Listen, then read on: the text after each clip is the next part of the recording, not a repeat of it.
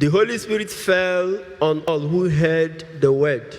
And the believers from among the circumcised who came with Peter were amazed. They were shocked that the Holy Spirit fell on these people who were not circumcised. Now that should have told them something. That, okay, so the reason for the speaking in tongues is not circumcision. If those who are not circumcised could speak in tongues, just like those who are circumcised, then it means that circumcision is not the secret. It's not the basis. It's not the cause for speaking in tongues. That's why prejudice and biases are not good. They blind you from the real thing, from the substance. They pitch you on the irrelevant things, and you will think those are the things that matter. In other words, you can be circumcised. And even in your circumcision, if the Holy Spirit does not follow you, you cannot speak in tongues.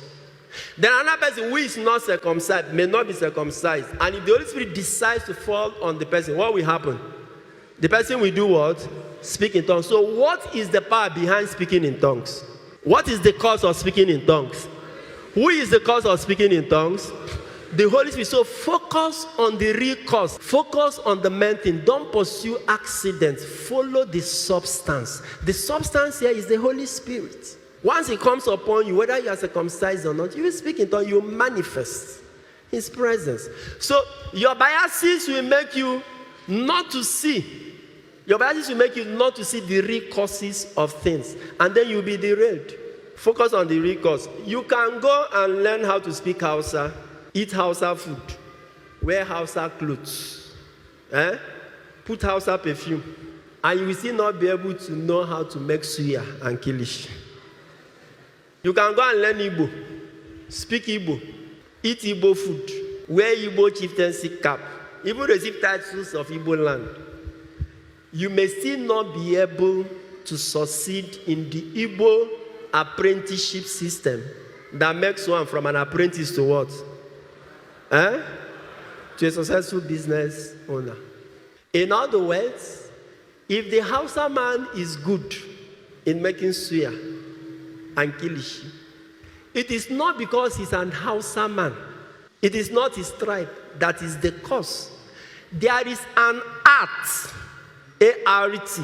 There is a skill for making suya.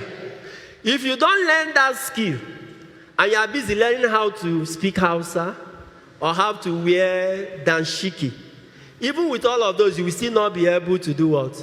To learn how to make suya. So the Hausa man does not know how to make suya because he's Hausa.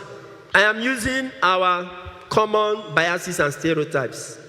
The Igbo man is not successful in this apprenticeship system because he's an Igbo man. Meaning that before you can succeed, you have to be an Igbo person. No. The Igbo man has studied the art, has cultivated the history, and acquired the skill of what it takes to move from an apprentice to an oga. If you learn it, no matter where you're coming from, you will do what? You will also succeed. So learn the true cause of things. Don't base on biases and prejudice. It will mislead you. And like I said, all of us have our biases. Listen, a bias is your disposition towards something or against something. A bias can be positive or negative. Me now, I have bias for women in marriage. 4. So, if a husband and a wife enters my office now and there is a problem in the marriage, the first person my mind will tell me is guilty is who? The man, definitely. Once you enter my office, you are already convicted. That's a bias I have. But then, I don't work with biases and prejudices. That's why we must now sit down and do what? And listen.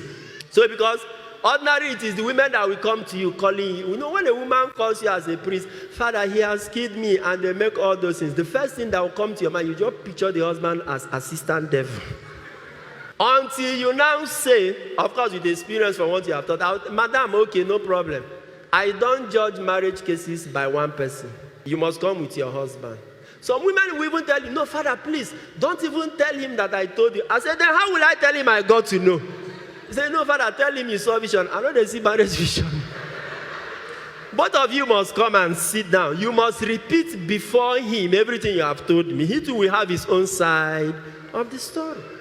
Now you are going beyond your bias or your prejudice. You are now looking at the facts. That's where you will now discover that some women are actually the assistant devils, not the husband, in the case. To watch full videos and get notifications for new ones, please subscribe to my YouTube channel. God bless you.